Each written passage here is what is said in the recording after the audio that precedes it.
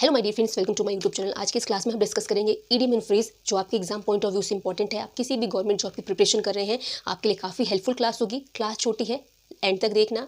अगर आपको क्लास अच्छी लगी तो वीडियो को लाइक और चैनल को सब्सक्राइब जरूर करना। विदाउट वेस्टिंग टाइम अपनी क्लास को स्टार्ट करते हैं। So the first idiom is, कभी भी ऐसा आए पोकर फेस। पोकर फेस का मतलब होता है वो चेहरा जिसपे कोई हाव भाव ना हो, यानी एक्सप्रेशन लेस फेस जो होता है ना। जैसे आपने देखा होगा, जब हम खुश होते हैं तो हमारे एक्सप्रेशन अलग होते हैं, दुखी होते हैं तो एक्सप्रेशन अलग होते हैं, बट वो चेहरा जिसपे कोई एक्सप्रेशन ही ना हो वो पोकर फेस कहलाता है in terms of idiom and phrase के लैंग्वेज में। तो पोकर फेस का मतलब है भावहीन चेहरा, ठीक है।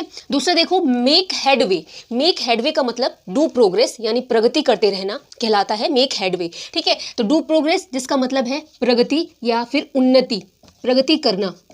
थर्ड है बर्ड ब्रेन। अब बर्ड ब्रेन से आप डायरेक्टली समझ सकते हो कि एक चिड़िया में कितना ही दिमाग होगा, ठीक है। तो बर्ड ब्रेन का मतलब फूल होता है, जिसे हम मूर्ख कहते हैं। कभी भी आए इडियम एंड फ्रेज, कुछ आप खुद से भी हिंट लगा के आंसर कर सकते हो। बर्ड ब्रेन का मतलब फूल है जिसको हम मूर्ख कहते हैं या जिसमें कम बुद्धि हो, उसको कहते हैं। फोर्थ है म्यूजिक टू माई ईयर्स। अब आपने सुना होगा, जब आपको कोई आपका फेवरेट म्यूजिक लगे तो आपको कितना अच्छा लगता है। जब आपके कानों में कोई अच्छा ध्वनि या अच्छा संगीत आए तो आपको अच्छा लगता है। इससे आप निकाल सकते हो इसका मतलब वेरी प्लीजिंग इन्फॉर्मेशन। कोई खुशखबरी आए, इसको हम बोलते हैं म्यूजिक टू माई ईयर्स, ठीक है। इसका मतलब क्या होता है? खुशखबरी। नेक्स्ट है लूज योर हेड। इसका मतलब है, जैसे आपने सुना होगा कि तुमने अपना दिमाग मत खराब करो या फिर अपना आपा मत खो, जिसको हम क्या कहते हैं? गुस्सा ना होना, ठीक है। सडनली एंग्री हो जाना, जिसको हम बोलेंगे लूज योर हेड, ठीक है। लूज योर हेड का मतलब क्रोधित होना या तो गुस्सा होना। नेक्स्ट है वेल हील्ड। अब आपने सुना होगा कि वेल एजुकेटेड है, वेल हील्ड है। तो वेल एजुकेटेड मतलब बहुत अच्छा पढ़ा लिखा, वेल हील्ड का मतलब धनी मनी या तो पैसे वाला, जिसको हम रिच कहते हैं, ठीक है। तो कभी भी आए वेल हील्ड है बहुत, तो समझ लेना कि रिच की बात हो रही है। उसके बाद है एप्पल पाई ऑर्डर।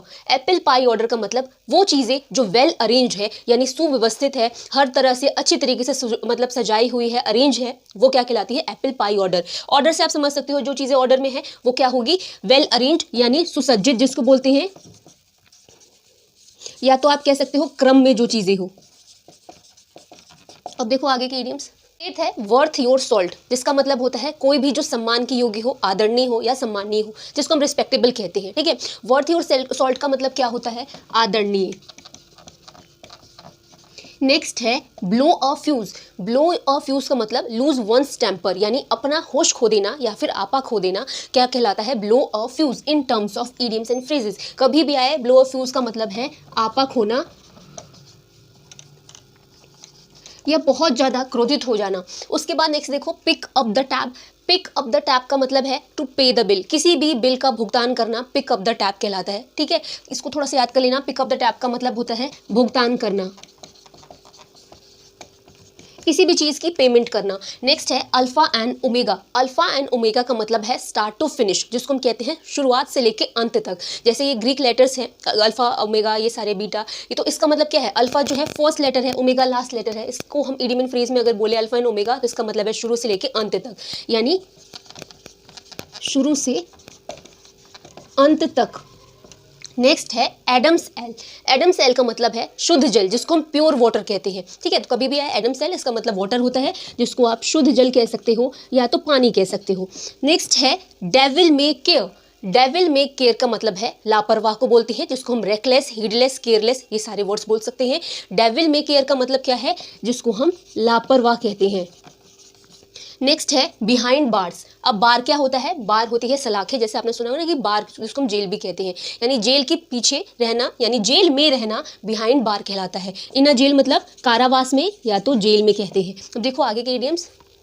अब देखो नेक्स्ट इडियम है एवरी मिनट। अब हम बोलते हैं ना कि हर एक मिनट, एवरी मिनट को हम ऑलवेज कहते हैं in terms of idiom. Always मतलब हमेशा, एवरी मिनट आए मतलब हर समय, हमेशा, इसको हम बोलते हैं ऑलवेज।